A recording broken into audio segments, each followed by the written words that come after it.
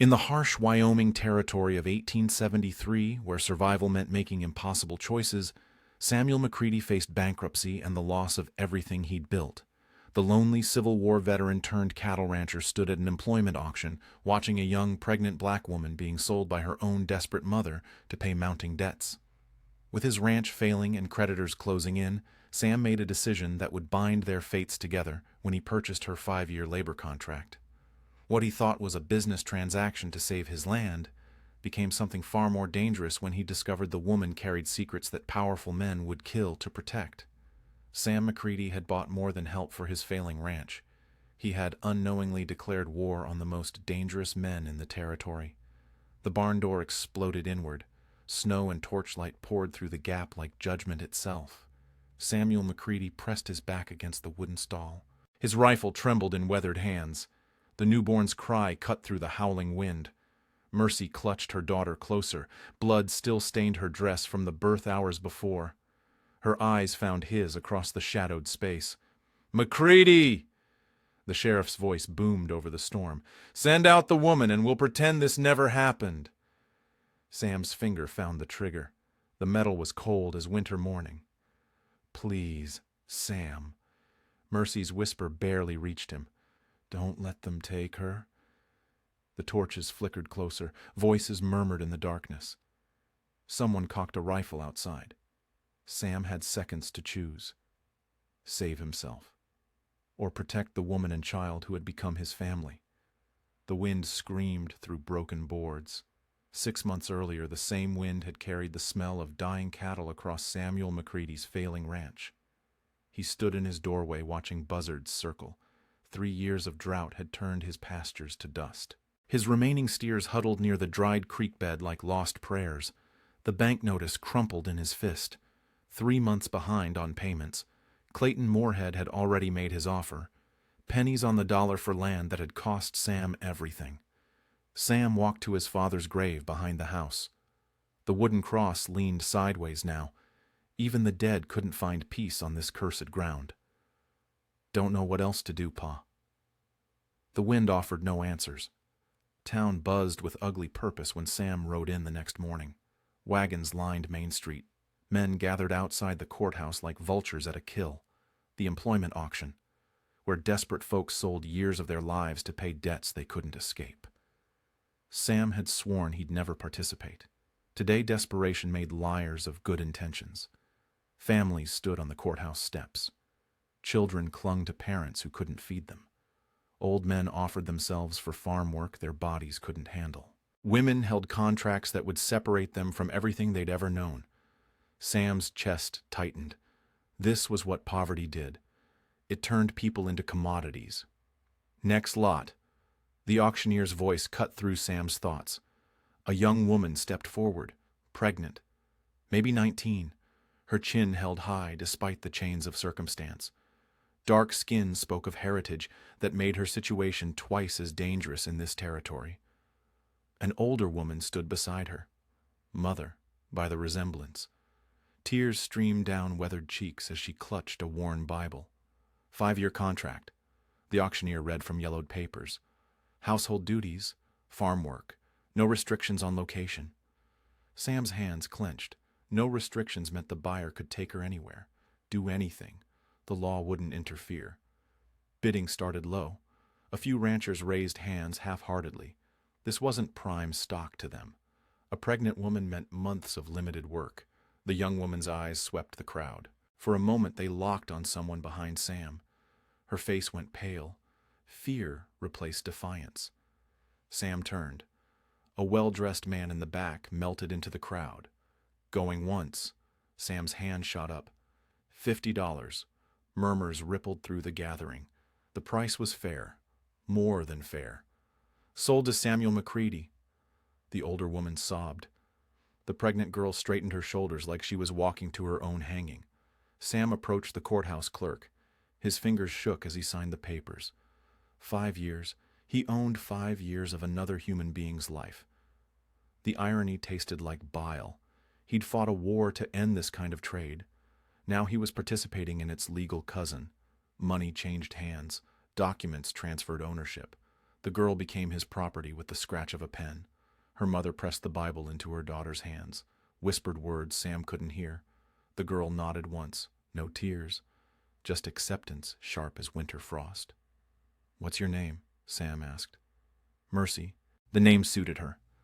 Mercy in a world that offered precious little. The ride to his ranch passed in silence. Mercy sat stiff in the wagon seat. One hand rested on her swollen belly. The other gripped her mother's Bible. Sam tried conversation twice. She answered with nods or single words. By the third mile, he gave up. His ranch house squatted against the horizon like a broken promise. Paint peeled from its sides. The porch sagged under neglect. Even Sam had to admit it looked like failure made visible. "This is it." Mercy surveyed her new prison without comment. Sam showed her to the small room off the kitchen. Clean but sparse. A bed, a washstand, a window that looked toward town. "You'll have privacy." He set her single bag on the bed. "Door has a lock. From the inside."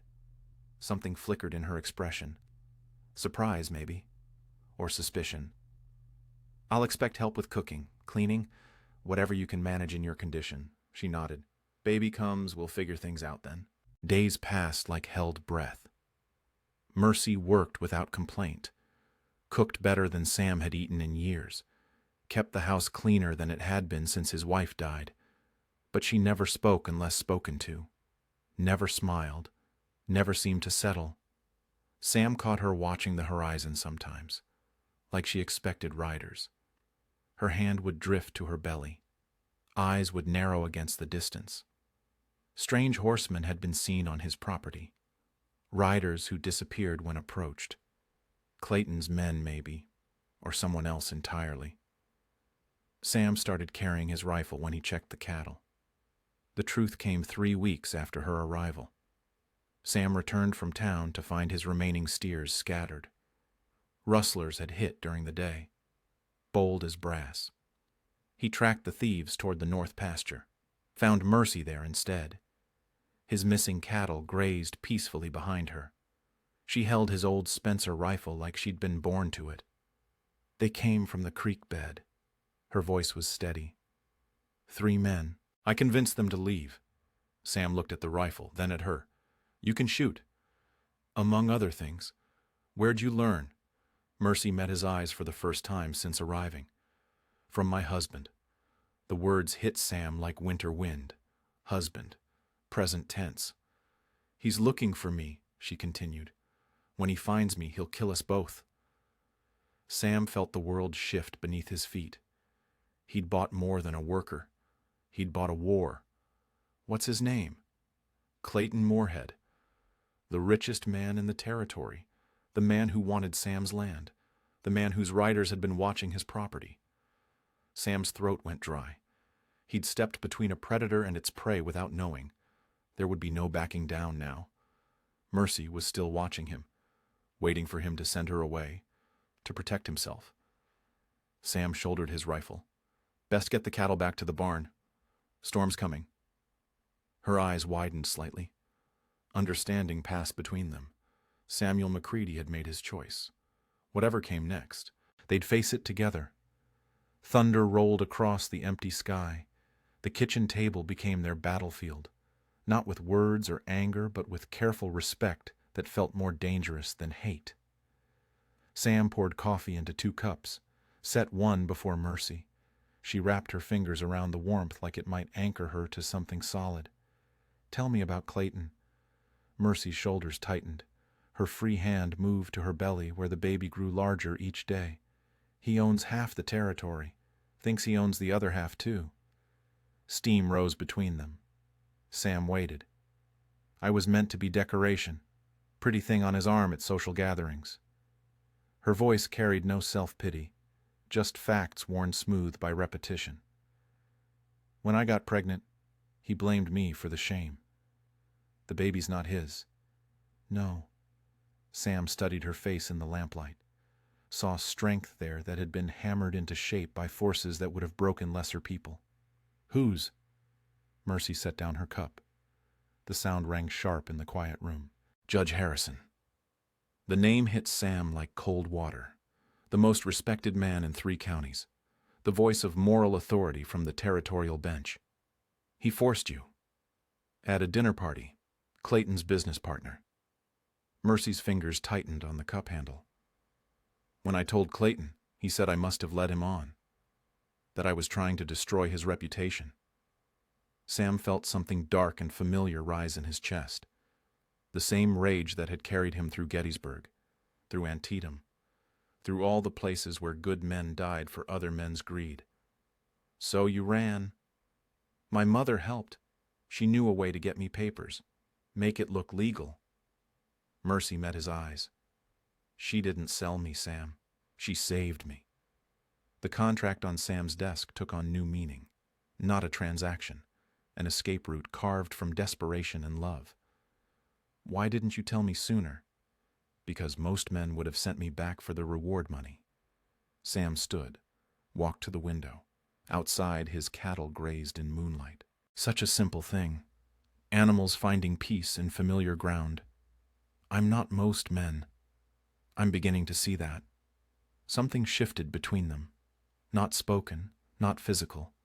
Just recognition that they were no longer strangers bound by legal papers. Days flowed like slow water after that.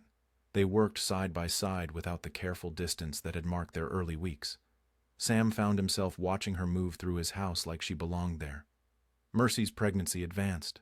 Her movements grew careful, but never helpless. She still outshot him when coyotes threatened the cattle. Still read his father's books by lamplight when she thought he wasn't looking. You went to school, he said one evening. Before I married Clayton. My father believed education was the only wealth they couldn't steal. Smart man. Dead man. Consumption took him when I was 16. Sam understood. Death had a way of forcing people into choices they never would have made otherwise. Clayton's pressure increased like storm clouds building on the horizon. His foreman rode the property boundaries twice a week now, close enough to be seen, far enough to avoid confrontation. Sheriff Moorhead, Clayton's brother-in-law, began stopping by with transparent excuses, checking on Sam's hired help, making sure everything was above board. Each visit left Mercy paler, more watchful. He's testing us, she said after the sheriff's 3rd appearance in 2 weeks. Let him test. But Sam felt the walls closing in. Clayton owned the law in this county, owned the judge, owned everything that mattered when it came to protecting the innocent. The first real threat came on a Tuesday. Sam was mending fence when riders approached from the east. 3 of Clayton's men, armed, confident. McCready. The foreman touched his hat brim in mock courtesy. Mr. Moorhead wants to discuss your contract worker. Nothing to discuss. Maybe there is. Word is she's run off from her rightful husband. That makes her stolen property. Sam's hand found his rifle grip. Her contract's legal, filed with the territorial office. Contracts can be challenged, especially when they involve fugitive wives. The threat hung in the air like smoke. Sam felt Mercy watching from the house window. One wrong word would bring gunfire to his front yard. Tell Clayton if he has business with me, he can come himself. The foreman smiled without warmth. Oh, he will. Real soon. They rode away laughing. That night, Sam found Mercy packing her few belongings. Where do you think you're going? Away from here, before I get you killed. Sam closed the door behind him, leaned against it like he could block out the whole world. This is your home now. I'm not your wife, Sam. I'm your employee. There's a difference. Is there? The question hung between them, heavy with implications neither was ready to name. Mercy's hand stilled on her worn dress. You don't know what you're saying. I know exactly what I'm saying. He crossed the small room, stood close enough to see the flecks of gold in her dark eyes, close enough to smell the lavender soap she used. I know that this ranch was dying before you came. I know that you've made it into something worth fighting for. His voice dropped to barely above a whisper. I know that somewhere along the way, keeping you safe stopped being about the contract. Mercy's breath caught. Her hand moved unconsciously to her belly where his child would never grow, but where his protection had already taken root. Clayton will come for me. Let him come.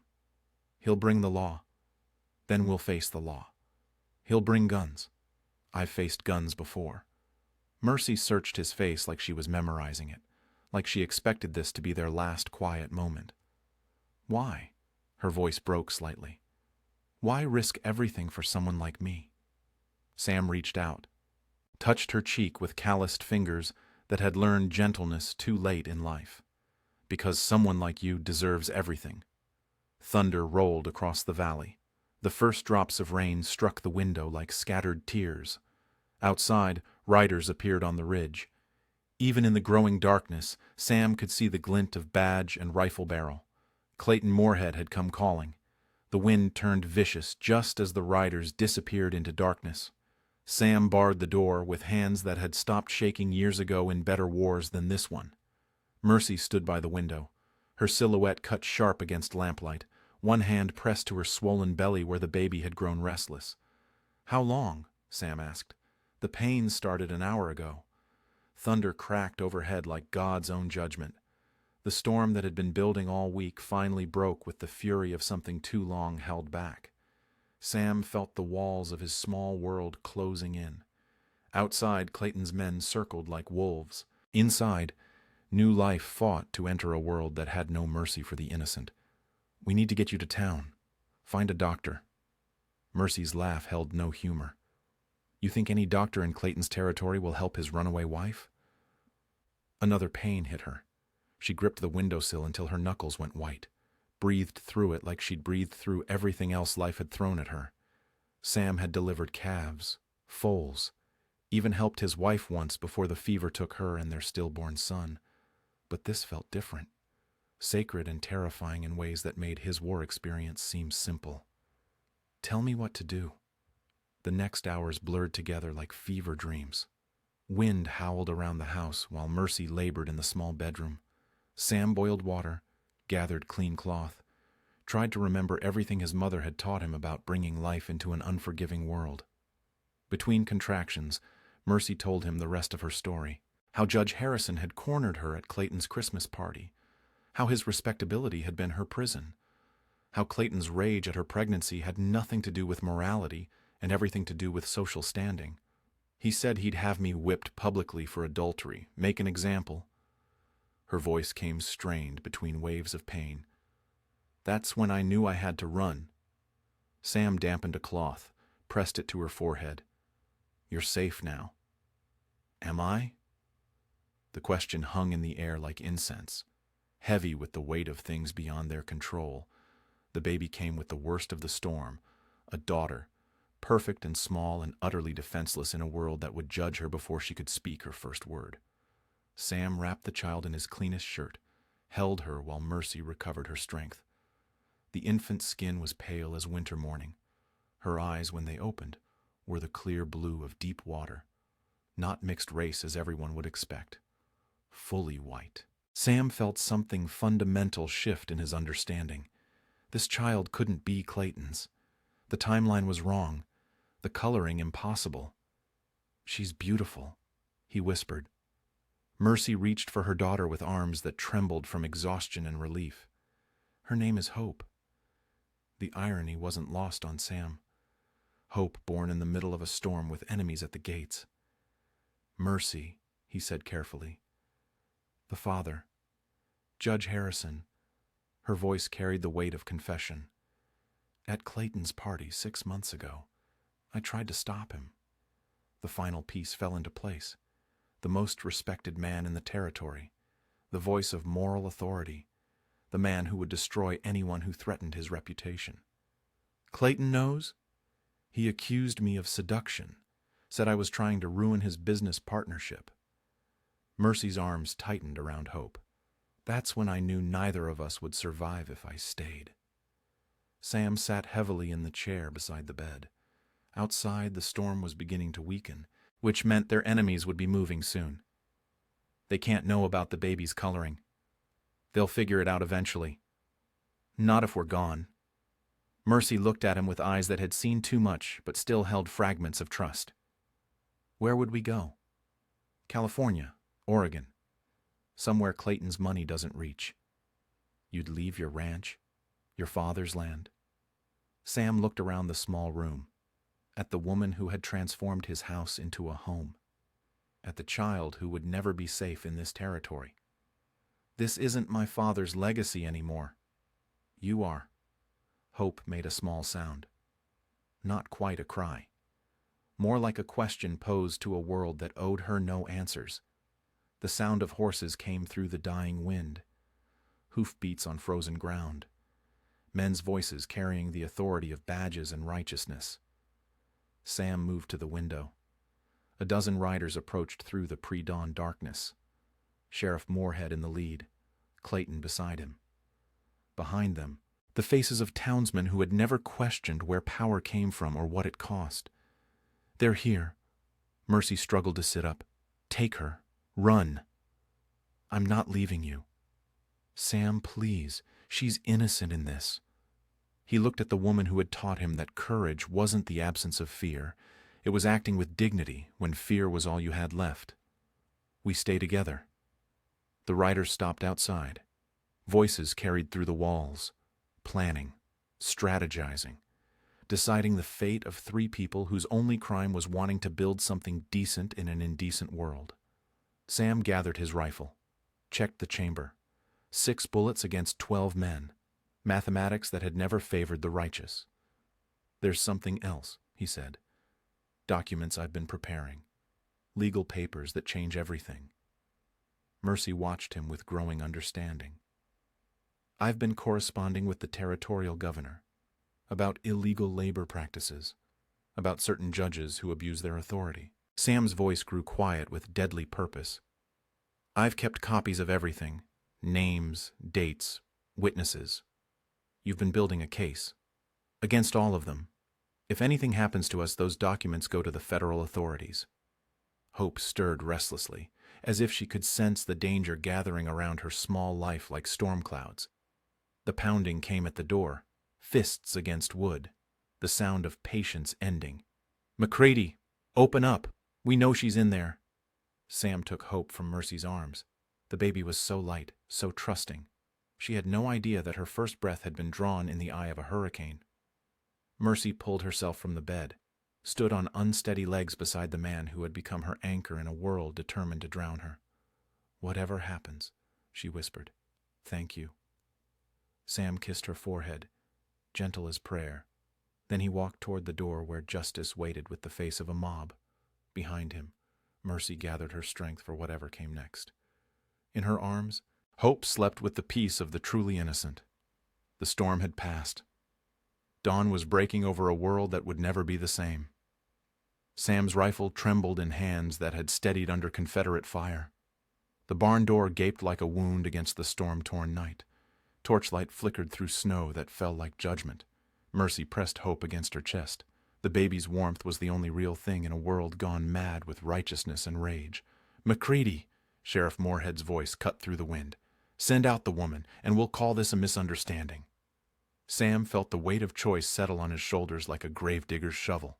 6 months ago, he'd bought a woman's contract to save his failing ranch. Now he stood between her and a mob that wore badges like absolution. Please, Sam. Mercy's whisper barely reached him. Don't let them take her. The torches moved closer. Boots crunched on frozen ground. Men who had never questioned their own righteousness prepared to execute their version of justice. Sam lowered his rifle. I'm coming out. He set the weapon against the stall door, reached inside his coat. His fingers found the leather portfolio he'd been preparing for weeks. What are you doing? Mercy's voice carried panic now. Something I should have done months ago. Sam stepped into the doorway. Snow hit his face like scattered prayers. The mob formed a semicircle before him. 12 men with guns and certainty. Behind them, Clayton Moorhead sat his horse like a king surveying conquered territory. Where is she, McCready? Safe. That's not your choice to make. Sheriff Moorhead dismounted. His badge caught torchlight. She's a fugitive. Stolen property. Sam held up the portfolio. According to whose law? Territorial law. Marriage law. God's law, if you want to get biblical about it. Funny thing about law. Sam opened the portfolio. Papers rustled in the wind. "I've been studying it lately, writing letters, making inquiries." Clayton urged his horse forward. His face was pale with something that might have been fear. "What kind of inquiries?" "The kind that ask questions about judges who abuse their authority, businessmen who traffic in human flesh, sheriffs who look the other way when powerful men commit crimes." The mob shifted uneasily. Torches wavered in suddenly uncertain hands. Sam pulled out the first document. "This is a manumission paper, filed with the territorial governor's office 3 days ago. Mercy is a free woman. You can't free someone else's wife. I can free someone who was never legally married." Sam's voice grew stronger. "Hard to have a legal marriage when the bride was coerced by threats of violence." Sheriff Moorhead stepped forward. "You're talking nonsense." "Am I?" Sam pulled out another paper. "This is a sworn affidavit describing Judge Harrison's assault on Mercy at Clayton's Christmas party. Witnessed by 3 servants, notarized by the territorial clerk." Clayton's horse danced sideways. "You have no proof of anything. I have copies of everything. Your business correspondence, banking records showing payments to the sheriff, documentation of the illegal labor auctions." Sam's smile held no warmth. "Amazing what people will tell you when they think you're just a failing rancher." The wind died suddenly. In the silence, Hope's cry cut through the night like accusation itself. "The baby," Clayton's voice cracked slightly. "Bring out the baby." "Why? So you can claim a child that isn't yours?" Sam reached into the barn. Mercy appeared beside him, Hope in her arms. The infant's pale skin was visible even in torchlight. "Judge Harrison's daughter," Sam announced. "Born 6 months after your Christmas party. DNA that will prove paternity if anyone cares to test it."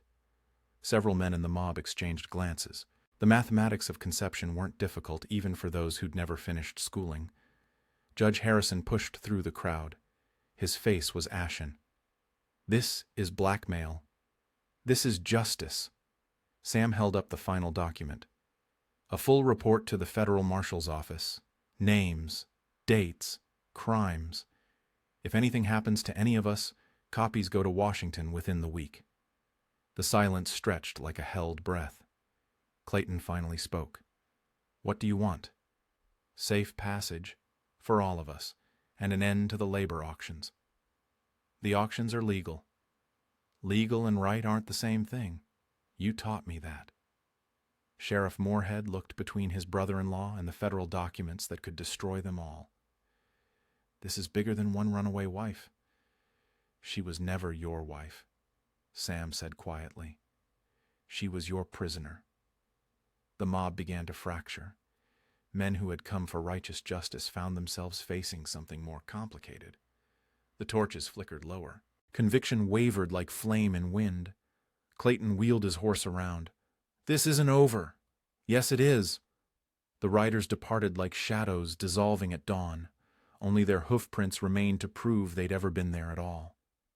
Sam and Mercy stood in the doorway until the last torchlight disappeared. Hope slept peacefully through the collapse of the world that had threatened her before she could speak. 6 months later, spring came early to the valley. Sam's cattle grazed on grass that grew thick without the weight of drought and desperation. The ranch house had been painted. New shutters framed windows that let in light instead of keeping out hope. A larger table sat in the kitchen, more chairs around it than 2 people needed. Mercy worked in the garden she'd planted behind the house. Hope crawled between the rows of vegetables, 3 years old now, talking in complete sentences, asking questions about everything she saw. Judge Harrison had fled the territory in disgrace. Clayton faced federal charges that would keep him occupied for years. The labor auctions had ended by territorial decree. Sam found Mercy hanging laundry in the afternoon sun. Domestic peace looked good on her. Marriage had softened the sharp edges of survival without dulling the strength underneath. "Letter came today," he said. She looked up from the clothesline. "From town?" "From Washington. War Department." Mercy's hands stilled on the wet sheet. "What do they want?" Sam's voice caught. "They found him. My boy. Thomas." The sheet fluttered in the breeze like a white flag of surrender. Found him where? Confederate prison camp in Georgia. He's been there 8 years. They thought he was dead. Sam's hands shook as he held the letter. He's coming home. Mercy stared at him. Understanding flooded her face. The man who had saved her and Hope was about to become a father again to the son he'd mourned as dead. Hope tugged at her mother's skirt. "Mama, who's the man in Daddy's letter?" Mercy looked down at her daughter, at the child who had been born into war and raised in peace, at the miracle that had transformed them all. "Someone who shares your daddy's eyes." Sam knelt beside Hope, showed her the faded photograph that had come with the letter, a young man in Union blue, smiling, alive. "This is your brother Thomas. He's coming home to meet you." Hope studied the photograph with the serious attention of a child trying to understand how families grow and change and heal. "Will he like me? He'll love you." Mercy's voice was soft as evening prayer. "I guess we're going to need a bigger table." And that is all to the story, for now. Please let me know where you are tuning in from. Perhaps we will create a story there. Consider liking this video and subscribing to our channel. And if you enjoy our content, click this video on your screen. I promise you, it's worth watching. See you tomorrow.